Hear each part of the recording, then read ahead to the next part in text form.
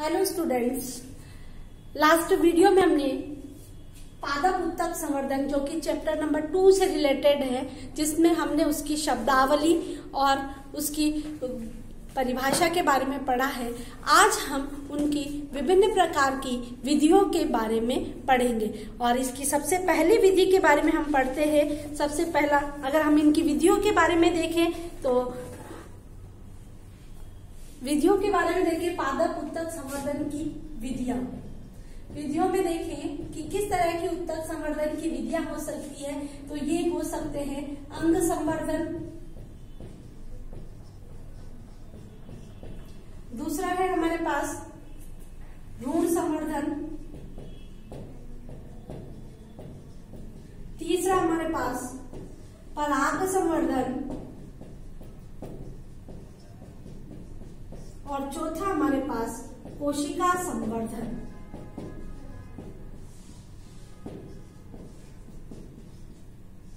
ये 4 प्रकार की विधियां है पादप उत्तक संवर्धन की। इस चैप्टर से आपका बहुत सारा जो पार्ट है वो डिलीट हो गया है या हटा दिया गया है, तो ये एक बहुत बड़ा अच्छा क्वेश्चन बन सकता है आपके बोर्ड एग्जाम्स के लिए कि पादप उत्तक संवर्धन की विधियों के बारे में लिखिए। तो आपको इनकी विधियों के बारे में आपको बताना है। तो सबसे पहले मैं संवर्धन की बात करूं तो संवर्धन में वही प्रोसेस आएगा कि कोई भी एक्सप्लांट लिया या कर्तोतक लिया, इसको मीडियम में भरा। मीडियम हमारे पास पोष माध्यम जिसमें सारे न्यूट्रिएंट मौजूद है, सारे पोषक तत्व मौजूद है, वो उसके ऊपर हम एक्सप्लांट को रखते हैं या कर्तोतक को रखते हैं। धीरे धीरे कर्तोतक वृद्धि करता है, ऊपर की तरफ मूल या ब्रांकुर का और नीचे की तरफ मूलांकुर का निर्माण होता है और धीरे धीरे ये कर्तोतक जो है वृद्धि करता है और प्लांटलेट या पादपक बन जाता है। पादपक बनने के बाद हम इसे ग्रीन हाउस में ट्रांसफर कर लेते हैं और ग्रीन हाउस से फिर बाद में हम उसको फील्ड में ट्रांसफर कर लेते हैं। यही प्रोसेस सभी में है, लेकिन सबके लिए जो कर्तोतक है, जो पादप का जो पार्ट लिया जाएगा, वो पार्ट अलग अलग है सभी में। तो यहाँ हम सबसे पहले बात करते हैं अंग संवर्धन की।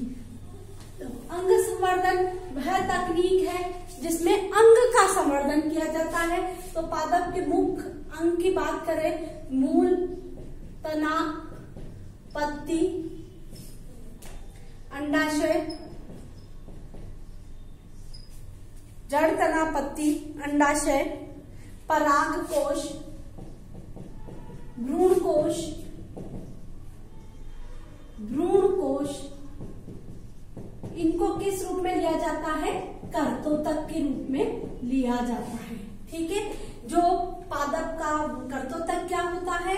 पादप का वह भाग जो संवर्धन के लिए उपयोग में लिया जाता है, हम उसे कर्तोतक कहते हैं। तो यहाँ पर कर्तोतक, यहाँ पर हम अंग का संवर्धन करते हैं। तो जड़ का, तने का, पत्ती का, अंडाशय का, पराग कोश का या भ्रूण कोश का कोई भी भाग जब कर्तोतक के रूप में पोष माध्यम पर रखेंगे तो और उससे नया प्लांट बनेगा, तो हम उसे क्या कहेंगे? अंग संवर्धन कहेंगे। ठीक है।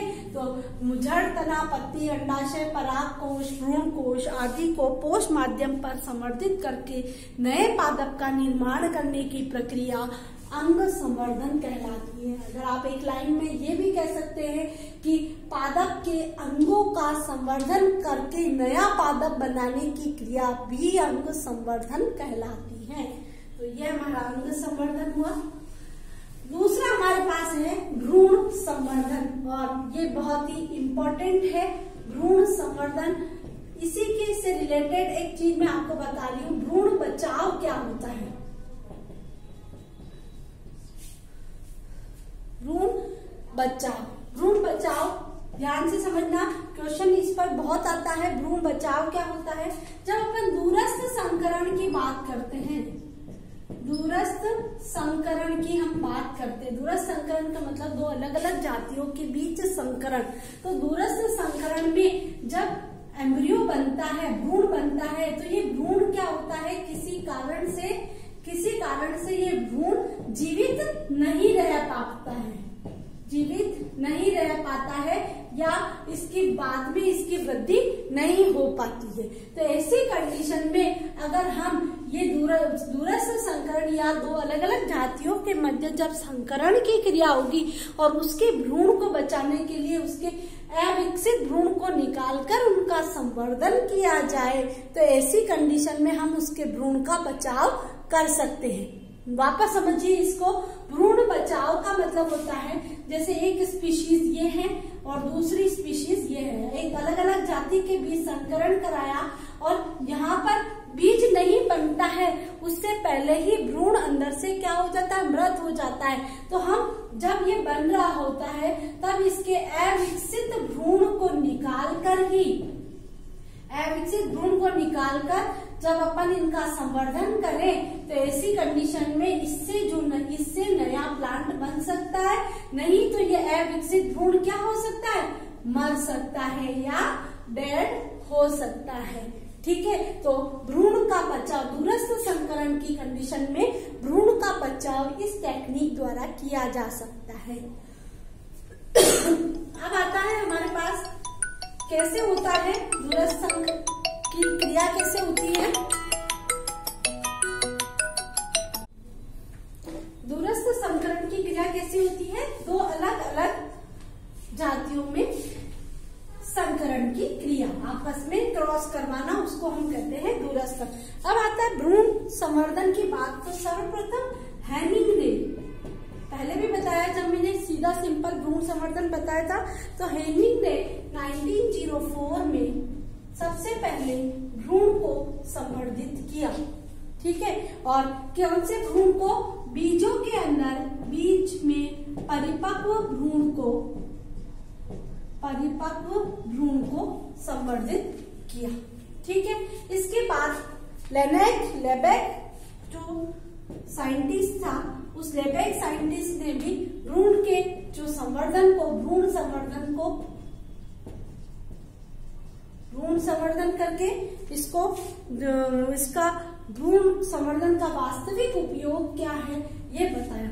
अब भ्रूण संवर्धन क्यों किया जाए, देखो जब भ्रूण का निर्माण होता है, तो जब विकसित होता है भ्रूण, तो उसके चारों तरफ बीज का निर्माण होता है और एक परिपक्व बीज को बनने में 10 से 20 दिन लगते हैं।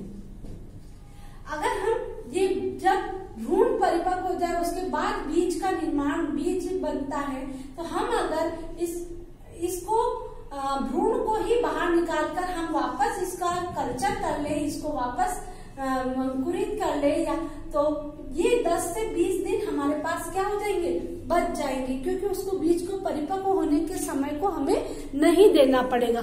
तो अगर हमें भ्रूण का संवर्धन करना है तो हम दो तरीके से भ्रूण का संवर्धन कर सकते हैं, और हम अगर इस तरीके से करें तो हमारे पास जो समय रहेगा, हम इसके जो परिपक्व होने का जो समय है हम उसको घटा सकते हैं। वापस समझो इसको, एक भ्रूण है, भ्रूण के बाहर क्या बनता है, बीज बनता है। तो भ्रूण जब बन जाता है तो उसके बाद बीज को परिपक्व होने में कितना टाइम लगता है, 10 से 20 दिन लगते हैं, और फिर हम बीज को बोते हैं और उसके बाद बीज में से भ्रूण अंकुरित होता है। ठीक है, बीज अंकुरित होता है तब हमारे पास भ्रूण जो है वो भ्रूण से नया प्लांट बनता है। तो अगर हम इसका बीज बनने की जो क्रिया है उसको रोक दें, इसके अपरिपक्व भ्रूण को ही अगर हम सीधा इस कल्चर मीडियम पर ले लें और कल्चर से इससे एक नया प्लांट बना ले, तो ऐसी कंडीशन में हमारे पास क्या रह जाएगा,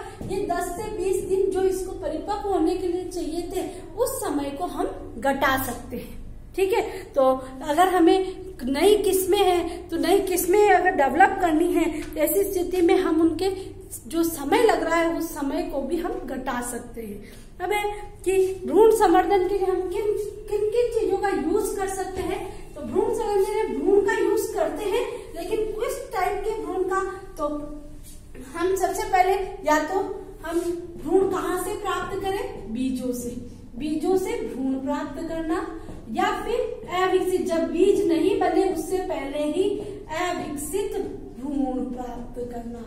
ठीक है, हम पादप से अविकसित भ्रूण प्राप्त कर रहे हैं, अविकसित भ्रूण पादप से प्राप्त करना।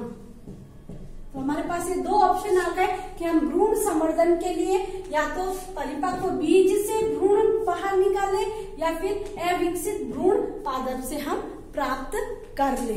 ठीक है, अगर हमने ये कर लिया है कि हमने अविकसित भ्रूण या भ्रूण बाहर निकल लिया है, तो हम पहले भी पढ़ चुके हैं इस बारे में। हम सबसे पहले ये क्या करना पड़ेगा, इस भ्रूण को संवर्धन माध्यम पर स्थानांतरित करना पड़ेगा। और संवर्धन माध्यम पर स्थानांतरित करने से पहले बीज भ्रूण अविकसित भ्रूण को पादप से प्राप्त कर, अगर संवर्धन इनको पहले क्या करते हैं, सतही रोगाणुनाशन करते हैं। सतही रोगाणुनाशन इनको पहले AgNO3 या मर्क्यूरी क्लोराइड HgCl2 या फिर एल्कोहल इनसे या सोडियम हाइपोक्लोराइड इनसे इनको सतही रोगाणुनाशन किया जाता है। जो भी एक्सप्लांट लिया जाता है उसका पहले सतही रोगाणुनाशन करके निर्जम परिस्थितियां, एक शब्द आपके आया है निर्जम परिस्थितियां। निर्जम का मतलब है बिना रोगाणु वाली परिस्थितियों में इसको कहाँ रखते हैं, संवर्धन माध्यम पर रखते हैं।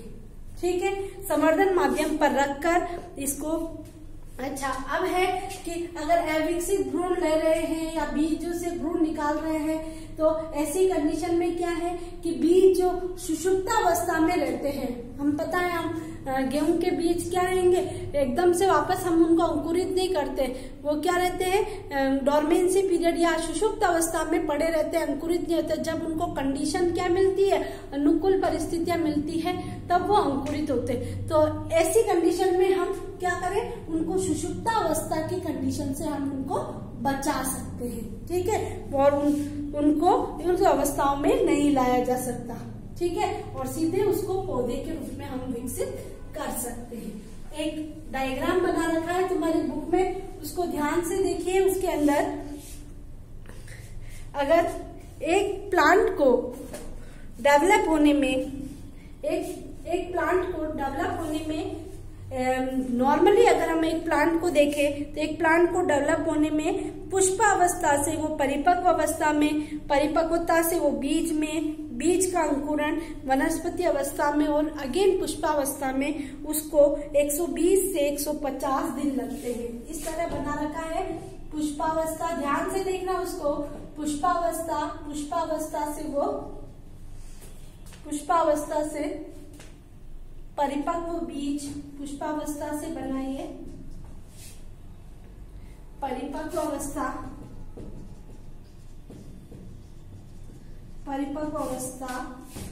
बीज, परिपक्व बीज से बीज का अंकुरण, बीज के अंकुरण से वनस्पति अवस्था और वनस्पति अवस्था से वापस पुष्पावस्था। इस चीज में उसको 120 से 145 दिन लगते हैं, 150 दिन लगते, 120 से 150 दिन लगते हैं। लेकिन अगर पुष्पावस्था से ही इसकी जो एम्ब्रियो है, भ्रूण को निकाल कर हम इसका संवर्धन करें और इससे वापस ये पुष्प वनस्पति अवस्था प्राप्त करें, तो उसमें लगते हैं 60 से 75 दिन।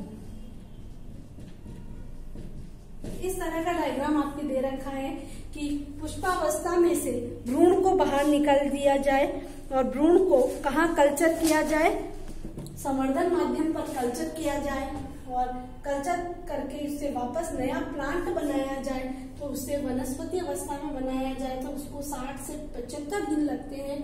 जबकि पुष्पावस्था से परिपक्व अवस्था, बीजों का अंकुरण, इस तरह बनाने में इसको 120 से 150 दिन लगते हैं।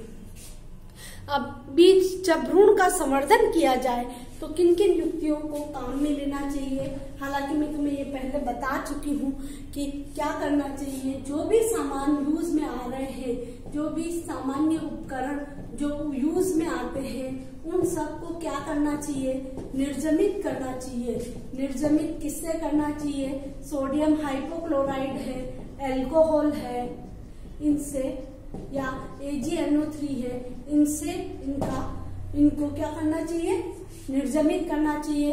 निर्जमित का मतलब है उनको जीवाणु रहित कर लेना चाहिए।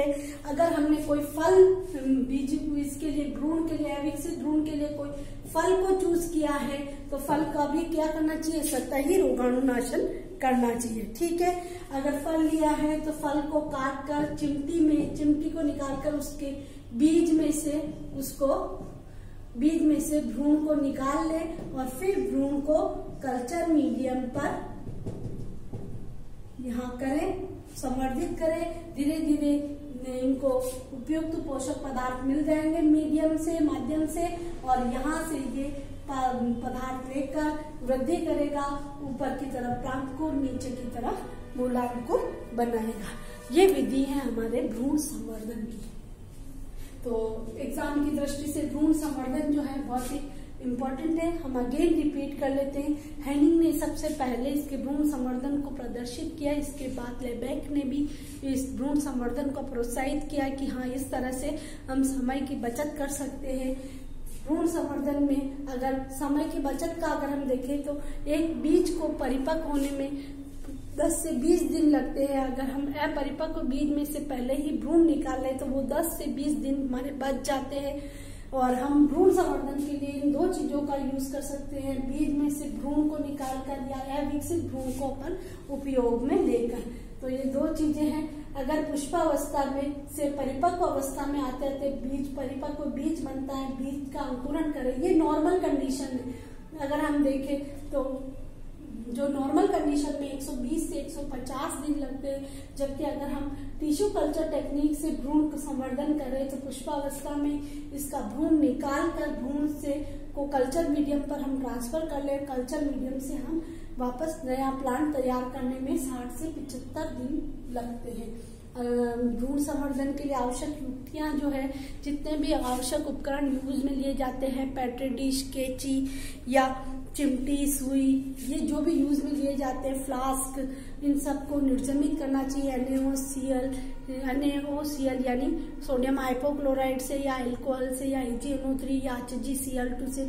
जो परतों तक हम यूज में ले रहे हैं यानी भ्रूण फल ले रहे हैं तो फल का सतही रोगाणुनाशन किया जाना चाहिए, वो भी हम HgCl2 या AgNO3 से कर सकते हैं। फिर उस फल को चिमटी की सहायता से हटाकर हम उसमें से बीज निकालकर बीज में से भ्रूण को निकालते हैं और उनको संवर्धन माध्यम पर ट्रांसफर करते हैं। संवर्धन माध्यम पर ट्रांसफर करने के बाद सीधा उससे नया प्लांट, कुछ दिनों में उससे नया प्लांट बनने लग जाता है। और अगर टाइम की रिक्वायरमेंट है, यहाँ पर कुछ अगर पोषक माध्यम में कुछ कमी रह जाती है तो हम सब कल्चर टेक्निक जो है हमारी उप कल्चर तकनीक से हम क्या करते हैं कि उसमें जो मीडियम है उनमें पदार्थ को निकालकर नया पदार्थ उसमें डाल सकते हैं। ठीक है, उप संवर्धन जिसे हम कहते हैं। तो thank you watching for this video, और इसके आगे की विधियां हम अपने अगले वीडियो में पढ़ेंगे। Thank you.